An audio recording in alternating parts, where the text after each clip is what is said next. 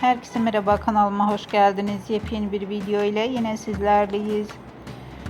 Kanal 7 ekranlarının sevilen günlük dizilerinden olan Kan Çiçekleri dizisinin güzel oyuncusu Yağmur Yüksel'den yepyeni görüntüler geldi. Yağmur Yüksel birbirinden muhteşem görüntüleri sosyal medya hesabında yayınladı. Görüntüler hayranlar tarafından büyük ilgi gördü. Fotolara ve video görüntülere kısa sürede binlerce beğeni ve yorum geldi. Biz de bu görüntüleri sizlere sunuyoruz. Umarız videomu beğenirsiniz.